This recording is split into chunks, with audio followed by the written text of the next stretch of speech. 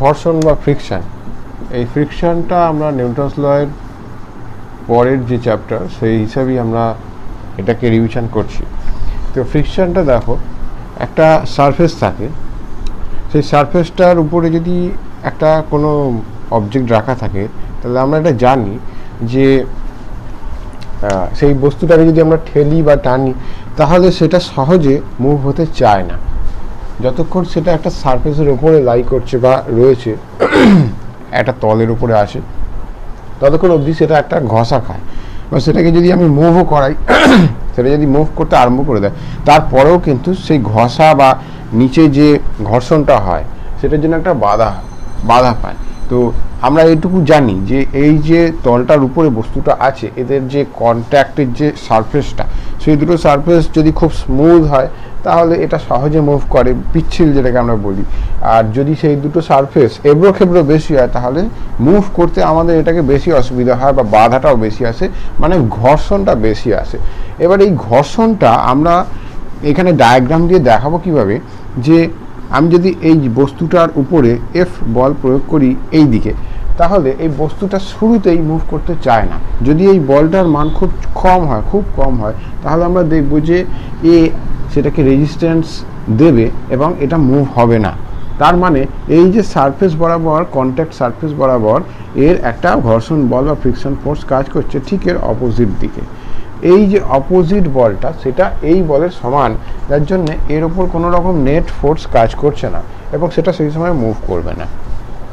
তো এইভাবেই ফ্রিকশন ফোর্সটা কাজ করে। তো এটাকে যদি আমরা খুব জুম করি বা মাইক্রোস্কোপিকভাবে দেখি তাহলে আমরা দেখব যে যতই স্মুথ হোক না কেন সেটাতে কিন্তু এরম গ্রুভস বা খাঁজ আছে এই তলটাতে, এবং এর উপরে যে বস্তুটা রাখা আছে সেই বস্তুটাতেও বিভিন্ন রকমের এরম মাইক্রোস্কোপিক খাঁজ আছে। সেই খাঁজগুলো একে অপরের সাথে যখন আণবিক আমরা স্কেলে চলে যাচ্ছি, খুব জিনিসটাকে যদি খুব জুম করি বা মাইক্রোস্কোপ দিয়ে যদি দেখি তখন আমরা এরকম দেখতে পাবো। তো এতেই হয়টা কি, এদের মধ্যে একটা বাধা আসে এবং এই যে এইখানে যে অণুটা আছে এবং এখানে যে অণুটা আছে এদের মধ্যে একটা অ্যাট্রাকশন বলও কাজ করে। তো সেই কারণের জন্যই ঘর্ষণ বলটা আমরা দেখতে পাই। তো এই হচ্ছে ঘর্ষণ বলের যে অ্যাকচুয়াল কারণটা কোথা থেকে আসছে। এইবারে আমরা এই যে ঘর্ষণ বল, সেই ঘর্ষণ বলের ক্ষেত্রে তিনটে যে আমাদের সূত্র আছে সেটা আমরা দেখব। ঘর্ষণ বলের সূত্র তিনটে আছে, তো আমরা এটা চট করে দেখে নিই। কি বলছে, যে কোনো একটা সারফেস আছে, সেই সারফেসের উপর একটা বস্তু রাখা আছে, সেই বস্তুটার যদি ভর হয় এম, তাহলে সেই বস্তুটার একটা ওজন বল কাজ করবে, সেটা mg। আমরা এরকম ধরে নিচ্ছি সহজে প্রথমে বোঝার জন্য যে এই তলটা একদম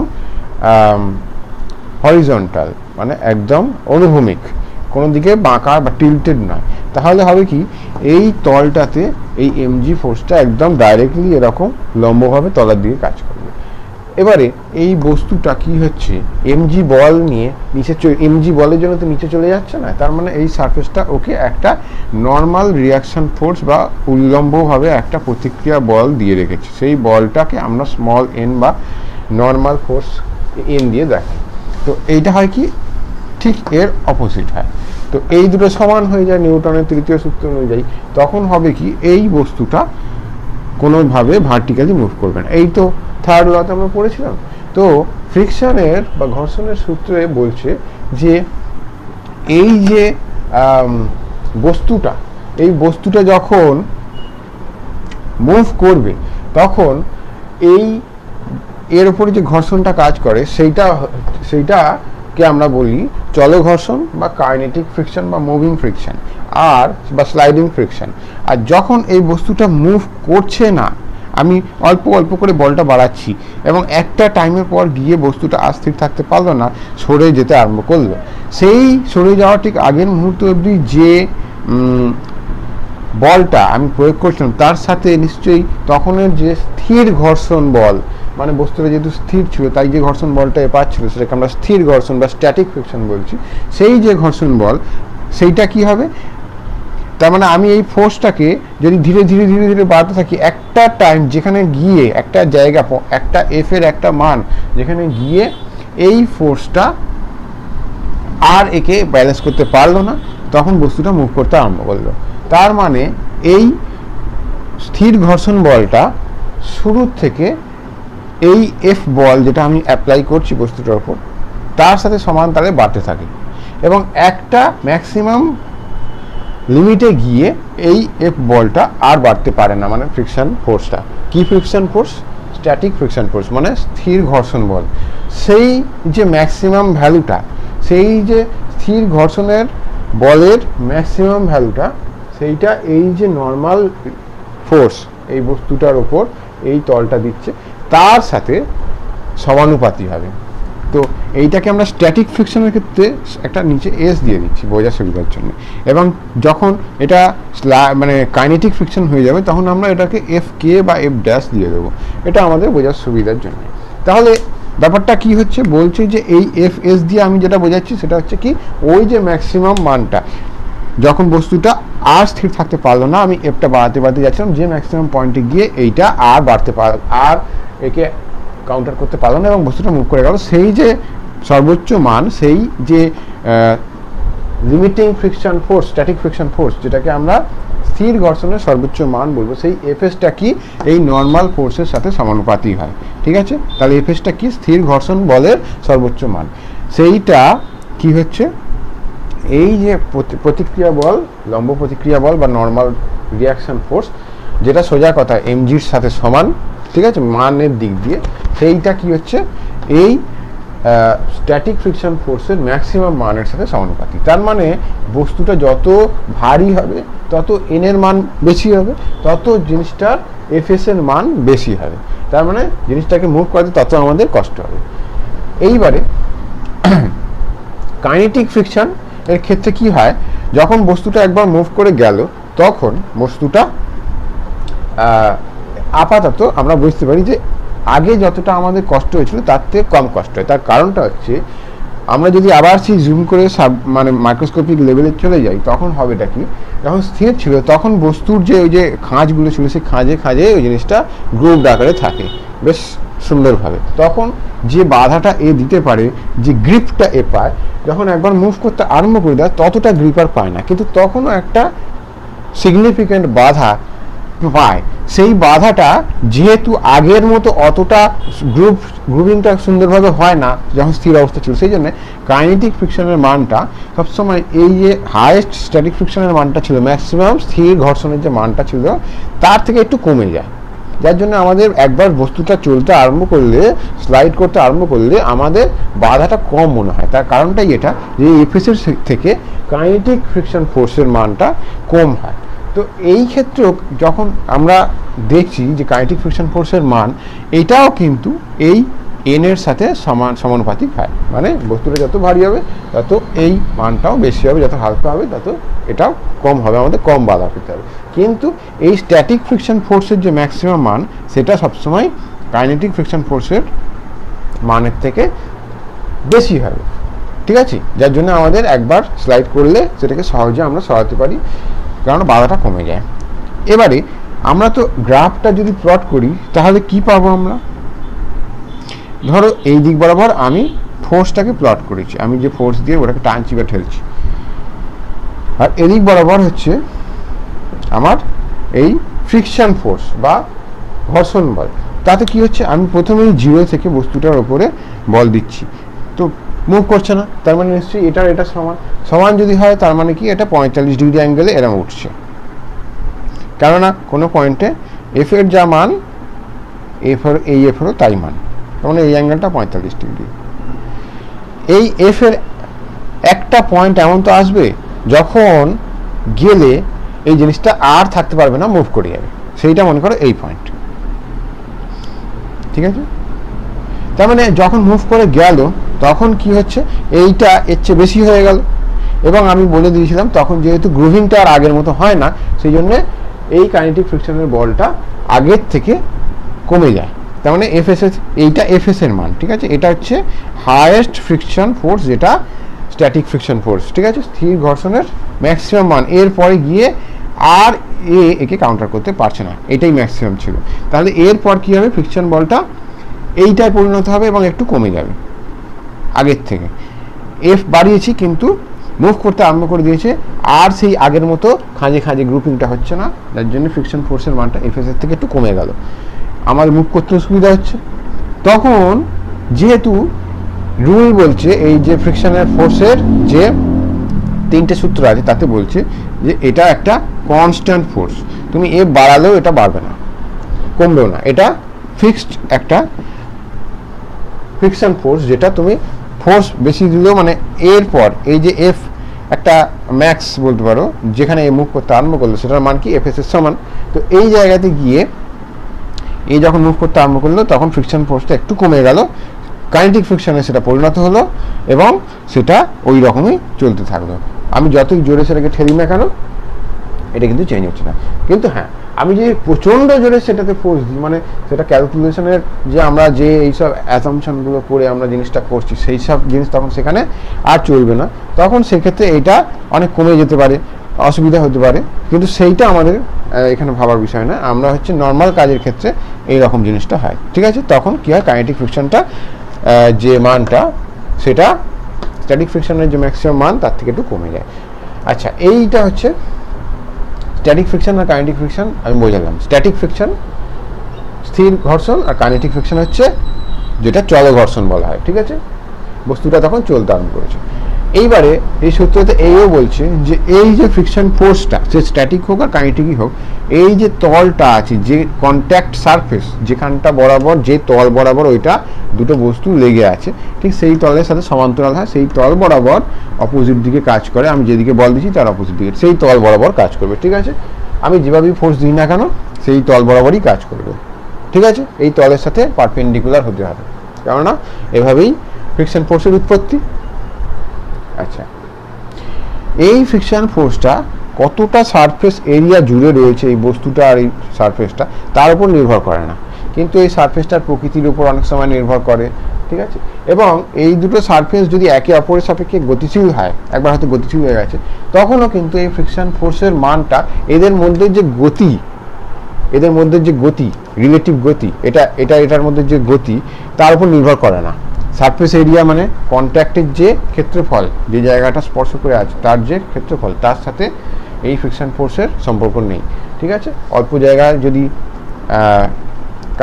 হয়ে থাকে, থেকে থাকে, তাতেও যা ফ্রিকশন ফোর্স পাবে সেম মাসের সেম জিনিসের অবজেক্টের ক্ষেত্রে বলা আছে, ঠিক আছে। তুমি বস্তুটাই পাল্টে দিলে, এই বস্তুটা যে মেটেরিয়াল দিয়ে তৈরি, এইটা যে মেটেরিয়াল দিয়ে তৈরি, সেটা পাল্টে দিলে তার ক্ষেত্রে পাল্টে যাবে, কেননা এইটা সারফেসের প্রকৃতির উপর নির্ভর করে, মেটেরিয়ালের উপর নির্ভর করে, কিন্তু কতটা এরিয়া কন্ট্যাক্ট জুড়ে আছে তার উপর নির্ভর করে না। এবং আরেকটা কি বললাম, এই দুটো জিনিসের যে সারফেস দুটো কন্ট্যাক্টে আছে তাদের মধ্যে যে রিলেটিভ গতি তার উপরেও নির্ভর করে না, ঠিক আছে। এই আমার ফ্রিকশনের সূত্র আমি বলে দিলাম, ঠিক আছে।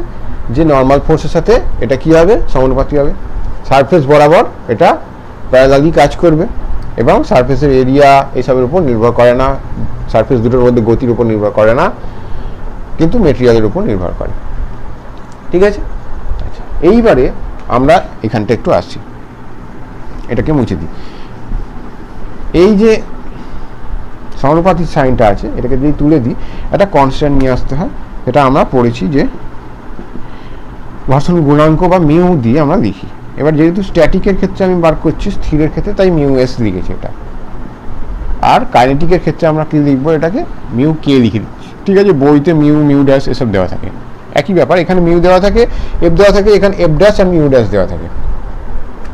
এটা হচ্ছে কি স্থির ঘর্ষণ গুণাঙ্ক, এটা চল ঘর্ষণ গুণাঙ্ক। এবার যেহেতু আমরা দেখেই নিয়েছি যে এই ক্ষেত্রে বেশি হয় এটার থেকে, এটা কাইনেটিক ফ্রিকশনের মান সবসময় এর থেকে কম হয়, তার মানে কি মিউ এসটা, এই নর্মাল ফোর্স তো সেম, তার মানে নিশ্চয়ই কার জন্য হচ্ছে, এই মিউটার জন্য, তাহলে মিউ এস সবসময় মিউ কে থেকে বড় হবে। এই মিউটাই অ্যাকচুয়ালি এই যে সারফেসের যে স্টাইল, কি মেটেরিয়ালের সারফেস, ঠিক আছে, তার উপর এই মিউগুলো নির্ভর করে ঘর্ষণ গুণাঙ্ক। কিন্তু ঘর্ষণ গুণাঙ্ক একইভাবে আবার কি এদের মধ্যে ওই ফ্রিকশনের ক্ষেত্রে যেটা বলা হলো, এদের মধ্যে গতির উপর নির্ভর করে না, ঠিক আছে, কতটা এরিয়া কন্ট্যাক্ট জুড়ে আছে তার উপর নির্ভর করে না, এগুলো দিয়ে দিতে পারে এমসিকিউতে। এইবারে দেখো এই মিউটা কি, এই ফোর্স বা এই রিয়াকশন ফোর্সের অনুপাত, তো তার মানে ওপরে যা একক হবে নিচেও তাই একক হবে, তার মানে মিউ এর কোনো একক নেই, কেননা এনটা কি, এটা তো একটা ফোর্স, এফটাও একটা ফোর্স, তাহলে দুটোর একই জিনিসের অনুপাত যদি হয় কেটে যাবে, তাহলে এর কোনো ডাইমেনশনও হবে না, মাত্রাও নেই, আর এর কোনো এককও নেই। ঠিক আছে, এটা শুধু একটা সংখ্যা, বোঝা গেছে? আচ্ছা, এইবারে আমরা যেখানে আসবো এটা হচ্ছে আবর্ত ঘর্ষণ বা রোলিং ফ্রিকশন। এটা আমরা একটু দেখে নেব। দেখা যায় একটা বল আছে, বা বলের থেকে বেটার বলা যে একটা চাকার মতো একটা জিনিস আছে। ঠিক আছে, তো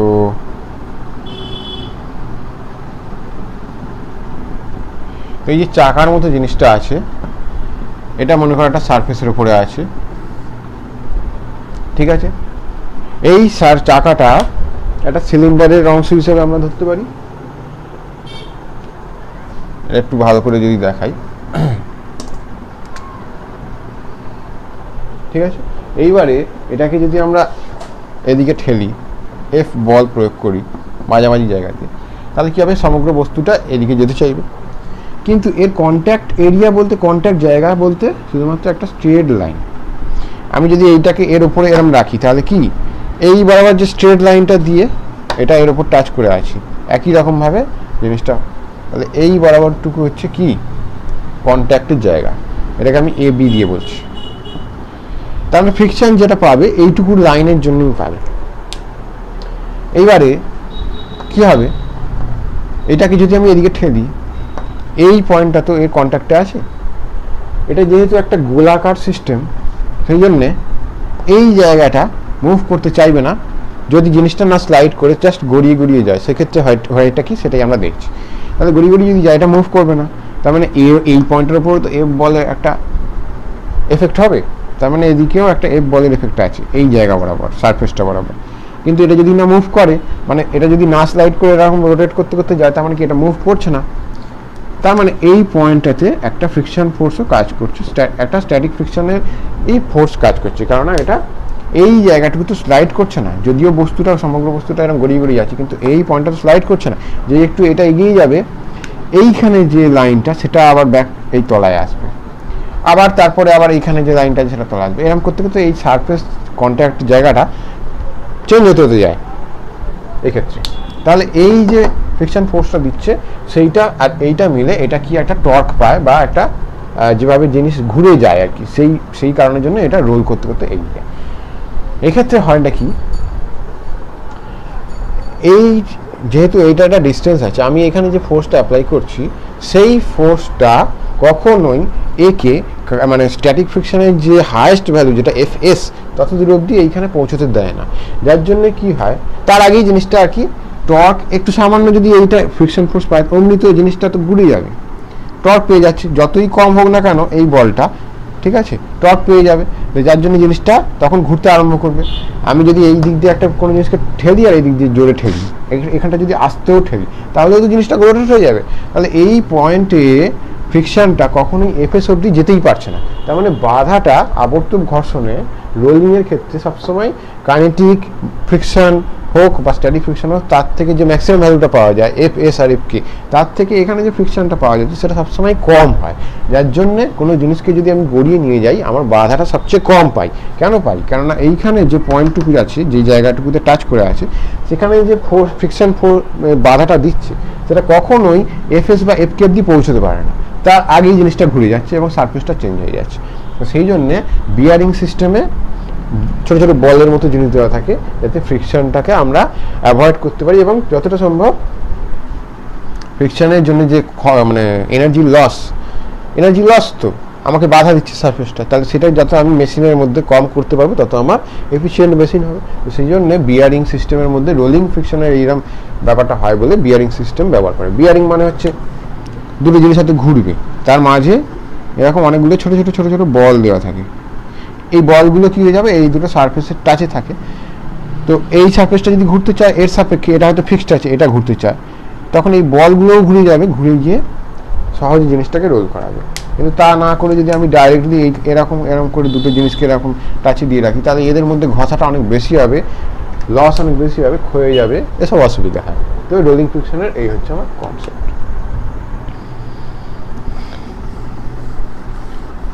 আমরা ঘর্ষণ কোণটা দেখবো একটু।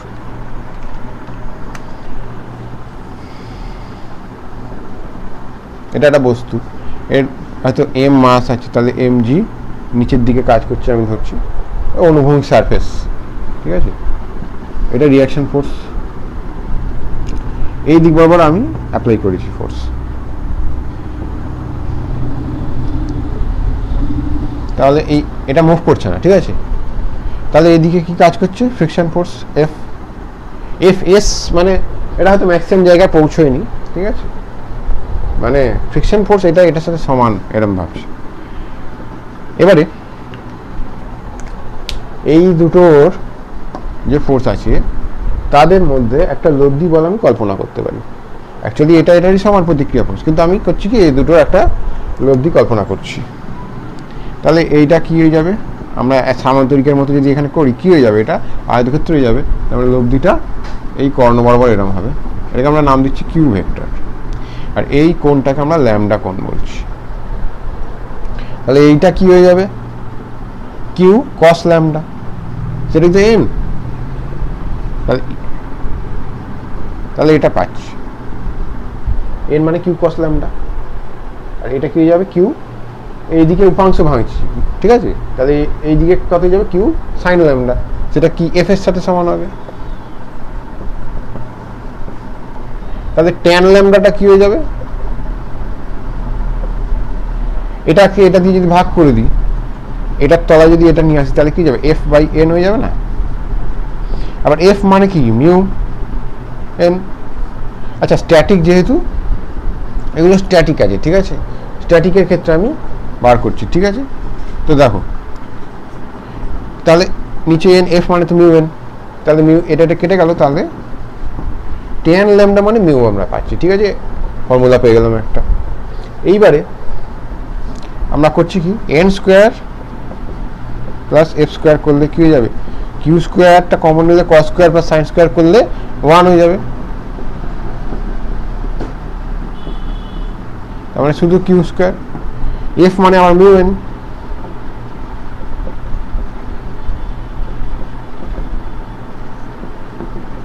তাহলে এখান থেকে আমরা কিউটা কি পাই, এই যে রেজাল্ট্যান্ট এটা একটা বার করে রাখি আমরা।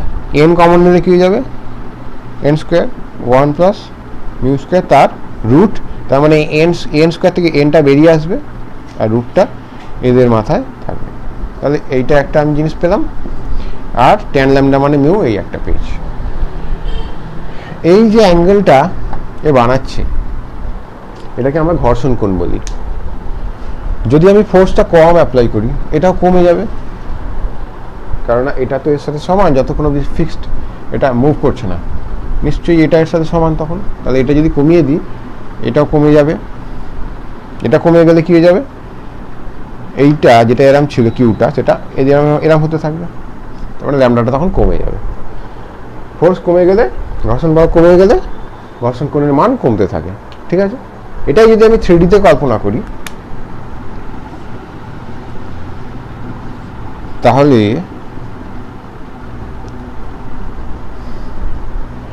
চারদিক দিয়ে যদি আমি বলটা দিই, এফটাকে যদি ঘোরাতে থাকি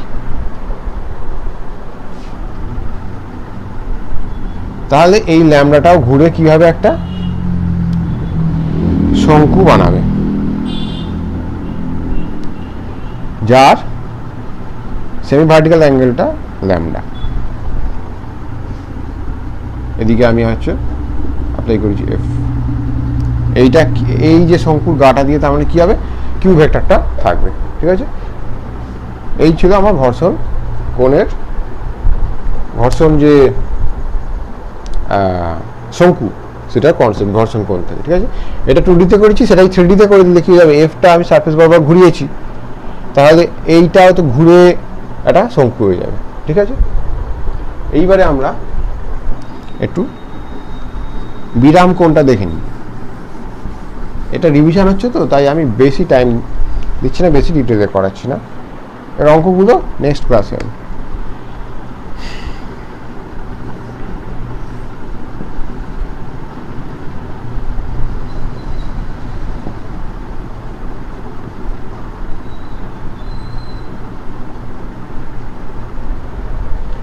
এটা একটা নততল আছে, থিটা অ্যাঙ্গেলে ইনক্লাইন্ড, এটা 90 ডিগ্রি হবে। এটা কি আমি করতেটা কি চাইছি, এই যে নততলটার উপর বস্তুটা রাখা আছে, আমরা জানি যে প্রথমে যদি এই অ্যাঙ্গেলটা কম হয়, খুব কম ঢাল হয়, এটা তখন স্লাইড করতে চাইবে না, ঠিক আছে। যদি প্রচণ্ড পিচ্ছিল না হয় স্লাইড করতে চাইবে না। আমি যত এটা বাড়াতে থাকবো বাড়িয়ে বাড়িয়ে একটা লিমিটে গিয়ে তারপর এটা স্লাইড করে যাবে। কেন, সেটাই আমরা এখানে দেখবো যে এই ম্যাক্সিমাম কত অ্যাঙ্গেল অবধি এটা স্লাইড করবে না, স্থির থাকবে, এবং স্লাইড করে গেলে এর অ্যাক্সিলারেশন কত হবে সেটা বার করবো। দেখো এইখান দিয়ে ওজনটা ঠিক ভার্টিক্যালি ডাউনওয়ার্ডস কাজ করছে এরকম এম জি। আচ্ছা, ভার্টিক্যালি ডাউনওয়ার্ডস যদি কাজ করে, এইটা তো অনুভূমিক তল, তাহলে এর সাথে এটা 90 ডিগ্রি, তাহলে এটা 90 মাইনাস থিটা, এটা 90, এটা থিটা, এটা 90 মাইনাস থিটা যোগ করলে তবে 100 হবে। এইবার দেখো, আমি এটাকে ফ্রিকশন বার করতে গেলে এই বস্তুটার নর্মাল ফোর্স বার করতে হবে। নর্মাল রিয়াকশন ফোর্স মানে কি, এই যে তলটার উপরে এ আছে তার সাথে নর্মাল রিয়াকশন ফোর্স, তার মানে নর্মাল রিয়াকশন ফোর্সটা আমাকে বার করতে হবে এই যে তলটা আছে না, যার উপরে এটা আছে তার সাথে 90 ডিগ্রি হতে হবে, তবে তো নর্মাল রিয়াকশন ফোর্স হবে। তার সাথেই মানে সেইটা ইন্টু মিউ করলেই আমি তবে পাবো ফ্রিকশন, ঠিক আছে। এইটার সাথে এইটা এইখানে এরম এন করে দেবো হবে না, সারফেসের সাপেক্ষে হতে হবে। তাহলে এর নর্মাল ফোর্স কী করে পাবো, এর এই কম্পোনেন্টটা আমার পেতে হবে, কার এর কী করে পাবো, এই অ্যাঙ্গেলটা কত সেটা আমাকে বের করতে হবে। দেখো এইটা যদি 90 ডিগ্রি হয়, এটাও তো 90 ডিগ্রি, তার মানে এই দিক দিয়েও 90 ডিগ্রি, তাহলে এইটা তো 90 মাইনাস থিটা ছিল এই অ্যাঙ্গেলটা, তাহলে এইটা হয়ে যাবে থিটা, কেননা পুরোটা আবার এটা 90 ডিগ্রি, এই যে, তাহলে এইটা 90 মাইনাস থিটা, এইটা এই পুরোটা 90 ডিগ্রি, তার মানে এইটা নিশ্চয়ই থিটা, তবে তো যোগ করলে এই থিটা থিটা কেটে গিয়ে 90 ডিগ্রি হবে, তার মানে এই অ্যাঙ্গেলটা থিটা, যেটা আমি দেখাতে চাইছিলাম দেখিয়ে দিলাম। যদি না বুঝতে পেরে থাকো আরেকবার তুমি ওই জায়গায় ভিডিওটা চালিয়ে দেখে নাও, এমনিও এটা একটা রিক্যাপ ক্লাস। তো আমি এইটা থিটা, তাহলে এমজি যদি এটা হয়ে যায়, তাহলে এই দিক বরাবর আমি একটা কম্পোনেন্ট ভাঙবো আর এই দিক বরাবর একটা কম্পোনেন্ট ভাঙবো, ঠিক আছে, যেমন হয় 90 ডিগ্রি কম্পোনেন্ট। তাহলে এইটা কি যাবে এমজি কস থিটা, এটা এমজি সাইন থিটা, তার মানে ওজনের এই উপাংশটা এর নিচে নামাতে চাইছি। ম্যাক্সিমাম আমি সেই থিটার অ্যাঙ্গেলেই বার করতে চাইছি যখন এটা মানে কি ঠিক তারপরেই এটা নেমে যাবে স্লাইড করে। তার মানে এই জায়গাতে এই যে ঘর্ষণ বলটা এই সারফেসটা থেকে পাচ্ছে এই বরাবর, সেটা ম্যাক্সিমাম কি স্ট্যাটিক ফ্রিকশন, মানে স্থির ঘর্ষণের সর্বোচ্চ মান, যেটাকে আমরা এফএস দিয়ে এক্ষুনি দেখিয়েছিলাম। এফএস মানে কি বেরিয়েছিল, mu S into normal force, যেটা এটা হচ্ছে নর্মাল ফোর্স, মানে এই এমজি কস থিটার সাথে সমান। তার মানে যখন এই পজিশনে আছে তখন এমজি সাইন থিটার এটা সমান, কেননা তখনও মুভ করেনি, তার মানে নিশ্চয়ই এই দুটো সমান। তার মানে F S equals to MG sine theta. আবার এফ এস মানে কি, mu S into N, N মানে আবার এটা এমজি কস থিটা। তাহলে এখান থেকে আমরা এফ এস এর জায়গায় এই মানটা যদি বসিয়ে দিই,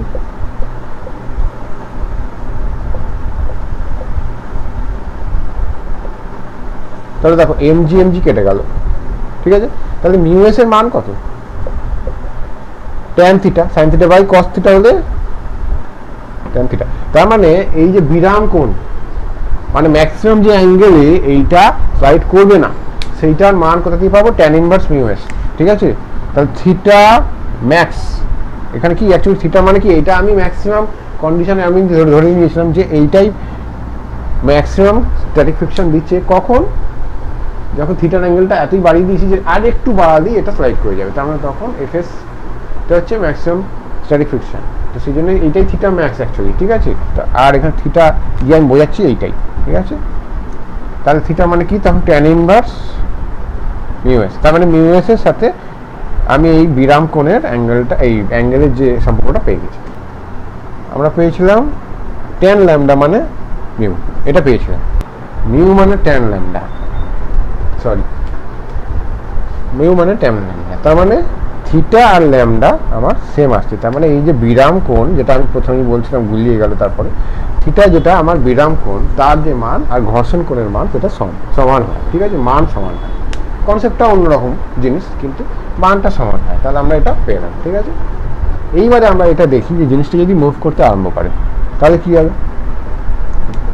ধরো মুভ করতে আরম্ভ করে দিয়েছি, তার মানে এই স্ট্যাটিক ফ্রিকশনের মানটা থেকে একটু কমে গিয়ে এটা কাইনেটিক ফ্রিকশন হয়ে গেছে, চল ঘর্ষণ হয়ে গেছে। তাহলে সেক্ষেত্রে আমার হচ্ছে এটা কি, দেখো এখানটা দেখাই, লাল পেন দিয়ে করি। তাহলে তখন এই দিক বরাবর এই একটা অ্যাক্সিলারেশন পাবে, কেননা তখন এমজি সাইন থিটার মানটা এর থেকে বেশি, আর এই ব্যালেন্স করতে পারছে না। তাহলে এই অ্যাক্সিলারেশনটা ধরো এ, আর এর মাস ধরো এম। তাহলে এম এ কী হবে, নেট ফোর্স, এটা থেকে এটা বাদ চলে যাবে। এম এ মানে কি, যে বলটার উপর কাজ করার জন্য অ্যাক্সিলারেশন পেয়েছে সেটা কি, এটা থেকে এটা বাদ যাবে, তবে তো রিমেইনিং ফোর্সটা দিয়ে নিচে আসছে, M G sine theta minus F K. এবার এফ কে মানে কি, mu K, mu K into normal force, F K মানে। ঠিক আছে, তাহলে নর্মাল ফোর্সটা কি, এমজি কস থিটা, তাহলে mu K MG cos theta. এবার এই এম আর এই এম ক্যান্সেল আউট করে দিই। তার মানে অ্যাক্সিলারেশনটা কি হবে, যখন এটা স্লাইড করে নামবে, মানে তখন থিটার মান কিন্তু এই যে বিরাম কোণ তার থেকে বেশি হয়ে গেছে। এইটা সেই ক্ষেত্রে থিটা, এটা থিটা ড্যাশ আমি বলে দিচ্ছি। ঠিক আছে, নাহলে বুঝতেছিল, যেখানে theta dash is greater than theta, তবেই তো এটা স্লাইড করবে। তাহলে থিটা ড্যাশ মানে কি, স্লাইড করে যাচ্ছে এই কন্ডিশনে নততলের যে কোণটা। তাহলে এখান দিয়ে আমরা অ্যাক্সিলারেশন বা এই ত্বরণ কি বার করতে পারবো, G sine theta minus mu K G cos theta dash. ঠিক আছে, ড্যাশ। তাহলে আমরা এইটা একটা ফর্মুলার মতো পেলাম। আমাদেরকে অঙ্কে যদি বার করতে দেয় তাহলে আমরা এভাবে করতে পারি। তার মানে ঘর্ষণের জন্য অ্যাক্সিলারেশন নর্মালি যদি এটা নিউটন লতে আমরা যেরকম দেখেছি, যদি এটা ফ্রিকশন লেস হতো তাহলে কত acceleration, just MG sine theta, force কত হতো এমজি সাইন থিটা ড্যাশ। আর যদি অ্যাক্সিলারেশনের কথা বলি তাহলে জি সাইন থিটা ড্যাশ। তার থেকে ঘর্ষণের জন্য কমে যাচ্ছে এইটুখানি অংশ, এইটুখানি অংশ। এটাও আমায় বলে আগে প্রমাণে দিত যে এইটুখানি অংশ কমে, সেটা দেখা কমছে এর থেকে, কার জন্য, ফ্রিকশনের জন্য, মিউ কে ইন্টু জি কস থিটা ড্যাশ। এই ছিল আমাদের ফ্রিকশনের থিওরি।